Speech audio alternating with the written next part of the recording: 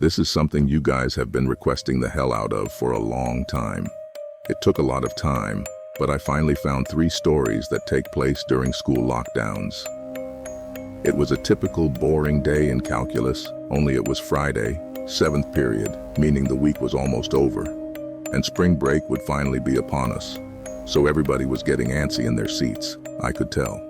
We didn't have a test that day, like a lot of my friends did with their other teachers, so our teacher in the middle of class just decided to start playing games with us on Sporcle.com. He was a very laid-back teacher like that. As we were doing some brand logo quiz on Sporcle, I remember the exact moment it happened. Right after my friend answered a question, I remember the exact answer to Adidas. The dean's voice came through the loudspeaker. He sounded panicked and frantic as he told all the teachers this was not a drill and to go into lockdown. I actually got the chills, and I got goosebumps on my arms as our usually laid-back teacher too seemed panicked as he ran to turn off the lights and ushered us to the back corner of the room. We all sat in silence for about 2 minutes, and then the usual buzzing that came from a panel in the back of the room ceased, indicating that the school must have cut all the power. We all looked at each other, realizing this must be serious. A few more minutes of waiting later, we heard a man screaming at the top of his lungs coming down the hallway. 2 girls in the class actually started crying, which made all of us even more scared. As the screaming got closer to the classroom, the lunatic-sounding man started banging on the lockers while screaming, "I'll kill all of you." It was at that moment that I started to fear for my life. My teacher shushed us as we all looked at each other to see our peers' reactions. The banging then moved from the lockers to our classroom door, and that's when one of the crying girls screamed, "No." The banging on the door only grew worse as the man started screaming, "Open up." 2 of the girls in the class were crying out loud now. It felt like an eternity that man was pounding at the door, but eventually he finally continued down the hallway, screaming like a mentally insane person until we could not hear him anymore. I'd say 10 minutes later, though it felt like half an hour given the situation, the dean came back on the loudspeaker explaining the situation, which was surprising for him to do. He explained that some apparently mentally unstable person entered the building and assaulted the woman sitting at the front desk, causing her to flee the building screaming, and staff wasn't sure if the man was armed or not. Now this was before the school had cameras or could afford proper security, so the school was wide open to something like this happening.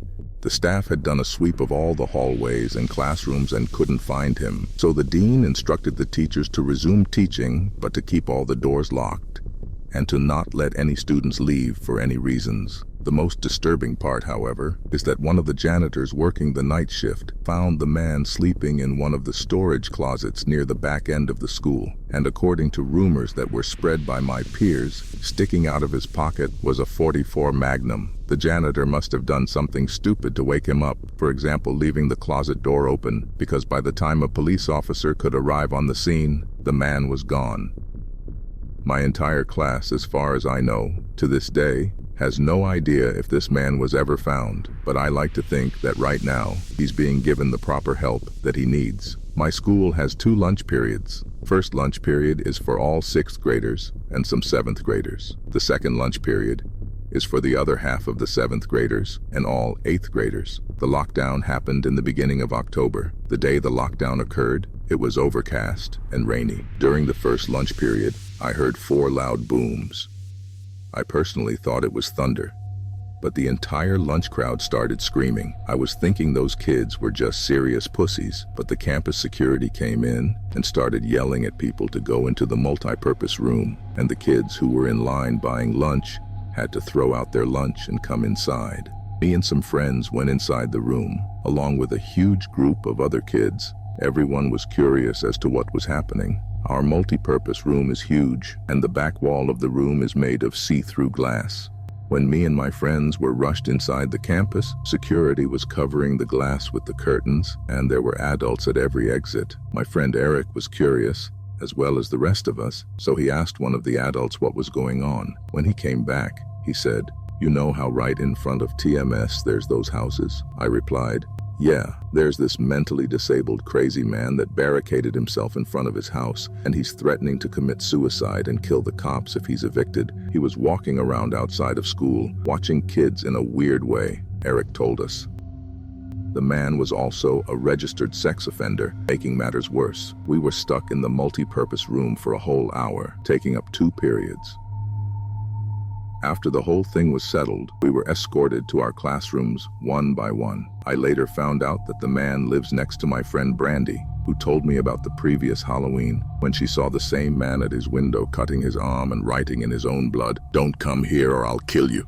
Of course, being Halloween, including Brandy, assumed it was just for the holiday. But after this horrific incident, we knew this man was mental, and we're glad he never got near us. I'm 22 years old, fresh out of college, and I recently got a job at my old high school as a sort of computer intern in the school basement. The basement of the school is very messy and disorganized, but there is a small 3-person office. It's actually very nice down there. It has 3 nice big desks, 2 mini fridges, a flat-screen TV mounted on the wall, and oh so satisfying air conditioning, luxury the students and teachers cannot enjoy in the school, all of the school servers, and other computery stuff. I got the job because 3 of my old computer teachers flat out adored me. I could actually consider them as real friends, not just teacher figures, so they all helped tremendously in landing me this job. It's been great until something that happened a few weeks ago. My 2 co-workers that shared the office with me, Dave and Gary, weren't in the office at the time. They were upstairs working on papers or whatever. I was eating my sandwich during my lunch break when I got a phone call from one of the women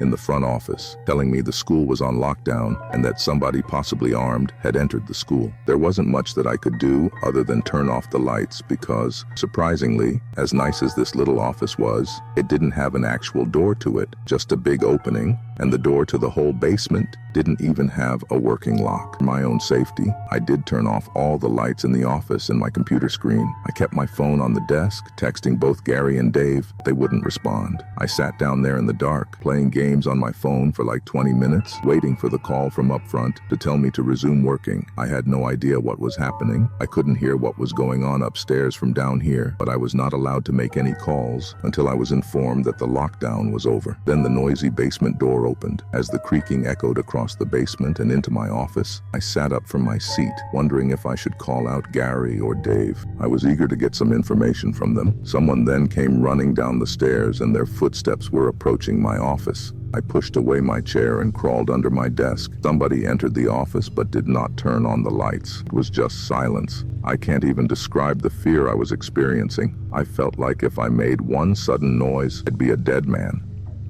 Suddenly my phone dinged as I got a text message. I felt my entire world shrivel up and die at that one moment as I clenched my teeth in fear. Footsteps suddenly moved closer to me until I finally dove out from under the desk. Begging whoever it was, someone grabbed my arm and pulled me up. It was some guy in a red plaid button-up jeans. "What's going on up there?" I whispered to him. He kind of ignored my question and asked me if there's an exit down here. I told him, "Yeah, around that way."